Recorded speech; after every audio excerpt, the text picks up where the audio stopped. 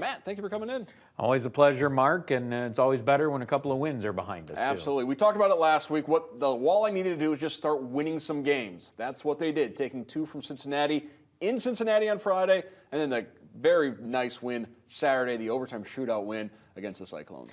You know what? Those were the highlights of the weekend for sure, because when you looked at Cincinnati, one regulation loss all year, a very good team, top to bottom. They are a complete outfit there.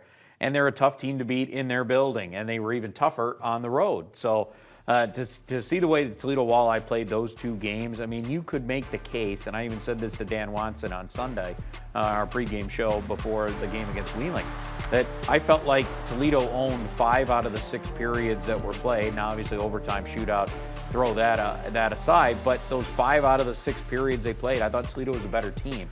That's a great sign for the Toledo Walleye. On Saturday, Gordy Meyer gets that goal, 94 seconds left in the second period, and then the toys started flying. Close to 4,000 teddy bears and various other stuffed animals and toys thrown on the ice. A great night every year when they do this, but such an emotional outlet to get that goal at that point, and then all the teddy bears start coming flying out. It really is, Mark. Every year we do this, and every year you see those huge numbers, as you mentioned, almost 4,000. I mean, that just says so much about the community and the city of Toledo and their support of some really great charities. You know, Lucas and Wood County Children's Services, Toledo Police and Fire Departments, countless others. I mean, it's a time of the year where those outlets, they could use that.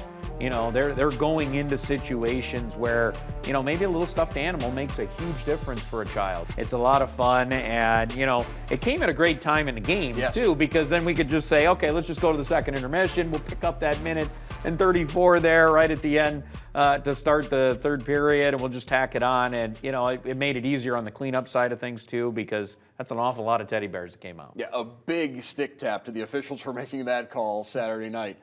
Sunday, then, as you mentioned, they go down to Wheeling. You knew this was going to be a difficult game to win, playing the third game in 3 days. Good third period from the Walleye. They did lose by the 1 goal, but certainly the way they played in that third period continues to give some optimism. And you know what? It was a good first period, too, Mark, on the road. I thought those 2 periods, Toledo played the game they needed to play. Second period, they got away from it a little bit and were kind of on their heels a little bit. As you know, there was going to be stretches of that in the game, and, you know, you hope you can weather those. But the fact that Toledo was a shot away, and, you know, even in a game where the refereeing was a little bit askew, we'll put it kindly, it was not great. And those guys have bad days too. It happens. And then you compound that with some close calls. It could have certainly been a goal in the second period. I thought the one Joseph Nardi deflected was a goal. I thought he was here. I didn't think he was here. And yet the referee, who's all the way in the corner, says no, high stick.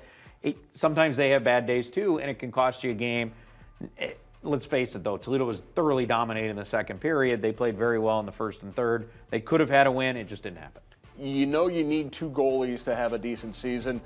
We starting to see some good performances out of John Letherman now as well. Yeah, well, here's the thing with John Letherman. This is a guy who missed all training camp.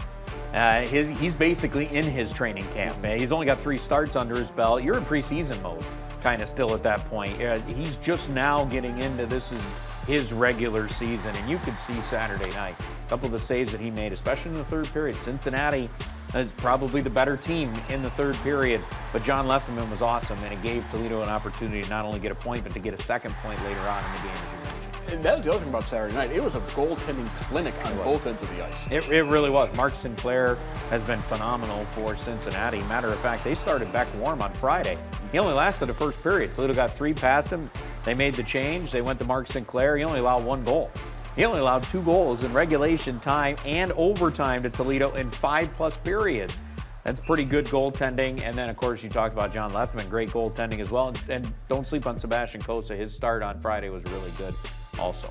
Walleye back in action Wednesday. Another one of those morning games, the education games. You'll be able to see that game live right here on BCSN. Puck drop at 10:15? 10:35. 10:35. So 10:35. Even more time for the kiddies to get riled up and ready to go. It'll be fun. I think we're going to be in a sold-out barn for that with all the youngsters in there. It's going to be loud. It's going to be fun. Kalamazoo in town. It's going to be awesome. All right. Thank you very much, Matt Melzak from the Toledo Walleye. Appreciate it, Mark.